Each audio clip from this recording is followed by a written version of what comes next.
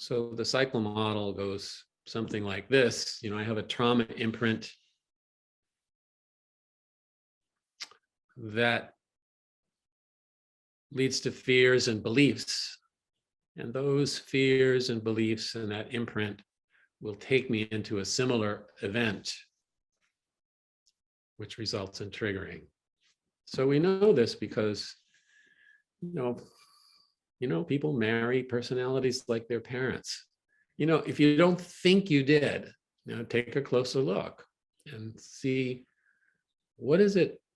Okay, they're nothing like the parent, but what is it they might do that makes me feel like I did when I was a child? So many people marry personalities like their parents, and they move to homes similar to their childhood. They find themselves in teams at work that are just exactly like family of origin. And I'm saying this from experience with clients. And there's the whole going home for the holidays, where I can't tell you how busy my practice gets right after holidays because people have gone home. Sometimes I say, don't go home. You know what's going to happen. Okay, little checklist. Where are these metaphors? They're mostly in our primary relations. We look at work satisfaction, and in work satisfaction, there's often a work-related personality or situation. So sometimes the trauma was around having to do so much work and never feeling done or satisfied. And there can be that issue at work. Friendships.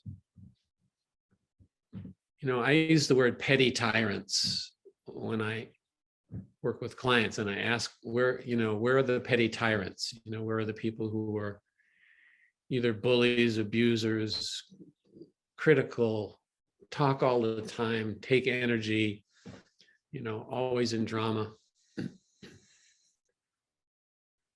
Look also at leisure, fun, and pleasure. This is some indication of how the person is taking care of themselves, how the self-esteem is working, and then relation to money.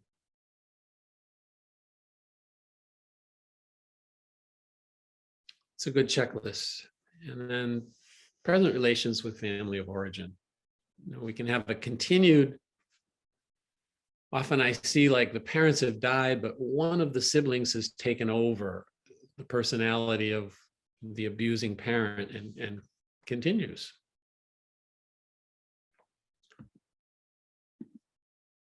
So, and then look, where is trauma repeating? How often is it repeating? Does the person know if it's repeating? Where is the triggering happening? Triggering is, I feel traumatized. Maybe this thing that's happening isn't really a trauma, but all of these fears are coming up, and I'm kind of losing consciousness of the here and now. Where are the shadow personalities?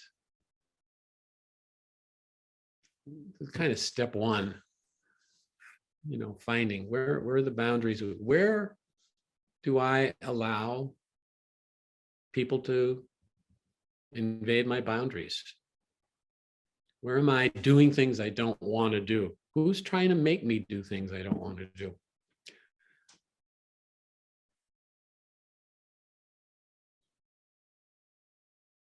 Where in my life is the power of esteem not present?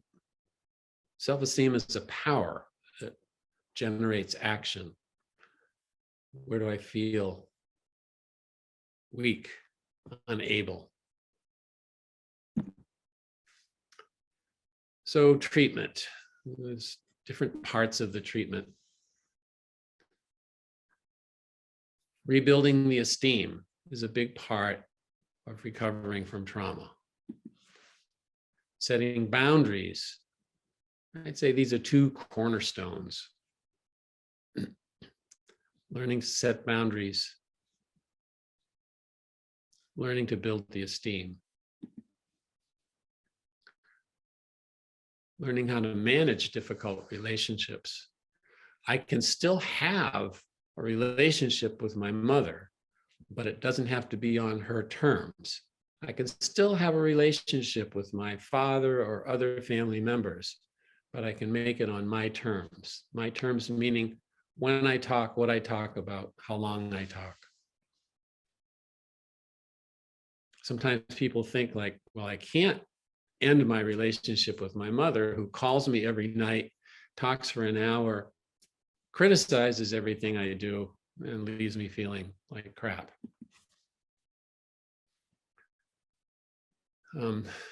You'll see in a minute, there are a lot of essences for fear, and these should be used judiciously during the process.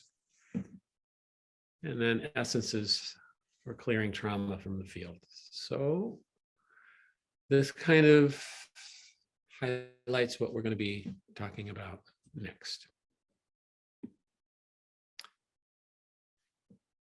What are essences? You know, there are many essences for the esteem. I could fill up several pages, but I've listed my favorite ones and the ones that you'll see in the case later on.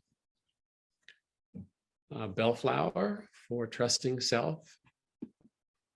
Bluebell, accessing positive thoughts. Borage and peace rose I use almost interchangeably for courage and strength. Serato for clarity, decisiveness, that's a Bach essence. Evening primrose for feeling wanted. Lady's mantle for empowerment. Larch for confidence. Missouri primrose for worthiness. These are all aspects of self-esteem. You might say there are two parts of it. Did I put sunflower? There's sunflower. There's the taking in part, and then there's the expressing part. Self-esteem is expressed in the energy field in the second and third chakra. And chakra two has a kind of emotion like this, you know, that opens and it closes. Opens to pleasure, lets in energy, closes to things that are not good. Not good people, places, things. I close and I go like, I don't want to go there. I don't want to talk to that person. I don't like you.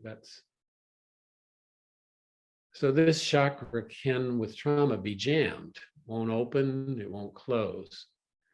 It's the opening part that is important for self-esteem. I open to pleasure.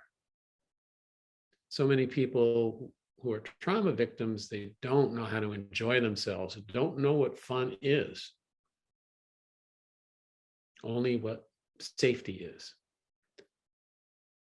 So some of these essences open chakra 2, help it, especially Missouri primrose, take in energy. And chakra 3 puts energy out. That's more sunflower, confidence. So my worthiness and my confidence make up my self-esteem.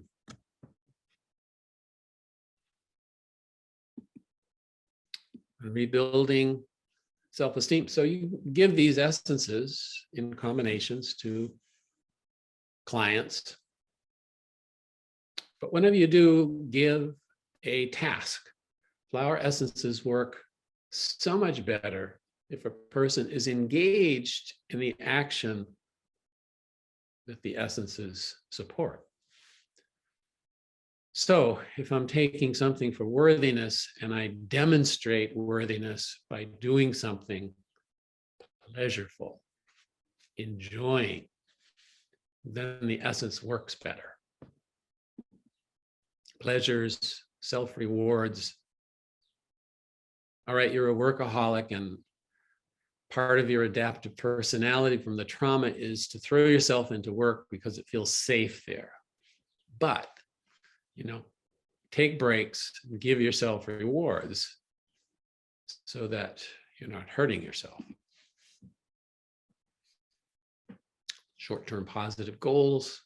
What am I going to do for fun? One thing a week.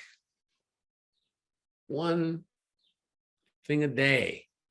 Every day, do something for fun. Doesn't have to be, all day long. It can be just an hour, a couple of hours.